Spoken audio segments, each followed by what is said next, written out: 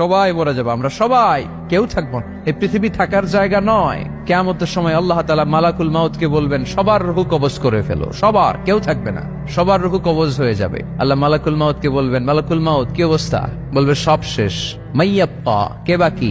মালাকুল মাউত বলবে জিনেরা বাকি, যাদেরকে দেখা যায় না। আল্লাহ বলবেন জিনদেরকেও শেষ করে ফেলো, রূহ কবজ করো। মালাকুল মাউত আজরাইল জিনদের রূহ কবজ করবে। আল্লাহ এবার জিজ্ঞেস করবে, ইয়া মালাকাল মাউত আখবিরনি মাইয়াপ্পা, এবার বলো আর কে বাকি? মালাকুল মাউত বলবে, আল্লাহ মানুষগুলো সব শেষ, জিনগুলাও শেষ, এবার বাকি ইবলিস শয়তান। কে বাকি? ইবলিসরেও শেষ করো, ইবলিসও শেষ।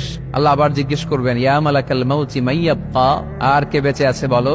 মালাকুল মাউত বলবে, আল্লাহ আপনার কথা অনুযায়ী পৃথিবীর সব মানুষের রূহ কবজ করলাম, সব জিনদের রূহ কবজ করলাম, ইবলিসের রূহ কবজ করলাম, এখন আছে শুধু ফেরেশতারা। আছে কারা? যাও ফেরেশতাদের রূহ কবজ করো, ফেরেশতাদের রূহ কবজ হয়ে যাবে। এবার আল্লাহ জিজ্ঞেস করবেন, ইয়া মালাকাল মাউত আখবিরনি মাইয়াব্বা।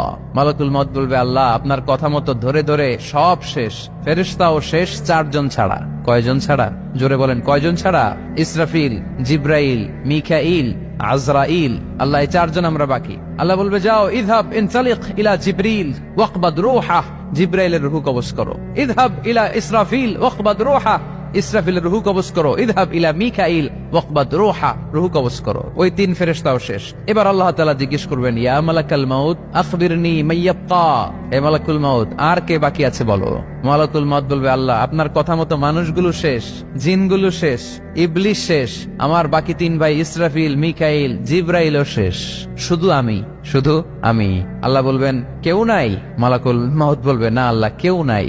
এবার আল্লাহ তাআলা বলবেন, মালাকুল মাউত তুমি তো সবাই রে মারছো, এবার তুমি মরো, এবার তুমি মরো, তুমি মরো। শোনার সাথে সাথে মালাকুল মাউতের কাঁপুনি ছুটে যাবে, খিঁচুনি এসে যাবে ভয়ে। আল্লাহ বলবেন, কাঁপুনি দিয়ে তো লাভ নাই, কারণ কুল্লু নাফসিন যায়িকাতুল।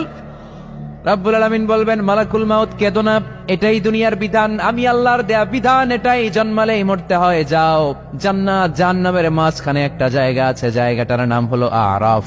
এই আরাফের মধ্যখানে যে দাঁড়াও, ওখানে যে মালাকুল মাউত কাঁপতে থাকবে। মালাকুল মাউত বলবে, আল্লাহ সৃষ্টির শুরুতে যদি জানতাম, সৃষ্টির শুরুতে যদি জানতাম সবাইকে মৃত্যুদান করার পরে, রূহ কবজ করার পরে আমাকেও মরতে হবে, তাহলে এই কঠিন দায়িত্বের ব্যাপারে আপনার কাছে ক্ষমা চাইতাম। আজকে আমারও যে ভাগ্য বরণ করে নিতে হবে সৃষ্টির শুরুতে, আমি এটা কল্পনাই করতে পারি নাই। আল্লাহ বলবেন, নো টক, মুত ইয়া মালাকাল মাউত, মর, মরে যা, মুত, মরে যাও। বলার সাথে সাথে মালাকুল মাউত এক বিকট চিৎকার হাঁকিয়ে মরে যাবে। মালাকুল মাউতের চিৎকারটা সেদিন এত ভয়ঙ্কর হবে, বিষ্ণু ইসা ইসলাম বলেন, ওই চিৎকারের আওয়াজ যদি পৃথিবীর মানুষেরা কান দিয়ে শুনতে পেত, তাহলে কিয়ামত সংগঠিত হওয়ার জন্য আলাদা করে ইসরাফিলের সিঙ্গার প্রয়োজন হতো না। ওই চিৎকারের আওয়াজে প্রতিটা মানুষ কানের পর্দা ফেটে ওই জায়গায় লাশ হয়ে পড়ে যেত। এবার ডানে বায়ে সামনে পেছনে উপরে নিচে কেউ নাই, একজন ছাড়া। জোরে বলতে হবে, তিনি কে? আল্লাহ তখন পৃথিবীকে একটা ডাক দিবেন, বলবেন, ইয়া দুনিয়া আইনা আনহারুকি, এই পৃথিবী তোর নদীগুলো কোথায়? ইয়া দুনিয়া আইনা আশজারুকি, এই পৃথিবী তোর গাছগুলো কোথায়? বটতলা। ইয়া দুনিয়া আইনাল জিবাল, তোর বড় বড় মাউন্ট এভারেস্ট পাহাড়, আলাস্কা পর্বতমালা, আলপস পর্বতমালা, এগুলো কোথায়? তুর পাহাড় আজকে কোথায়? ইয়া দুনিয়া আইনাল মুলুক, রাজা বাদশারা কোথায়, যারা ক্ষমতার দাপটে পা জমিনে ফেলতে চাইতো না? আইনাল জাবাবেরা, অত্যাচারী স্বৈরা শাসকগুলো আজকে কোথায়? কোথায় আজকে?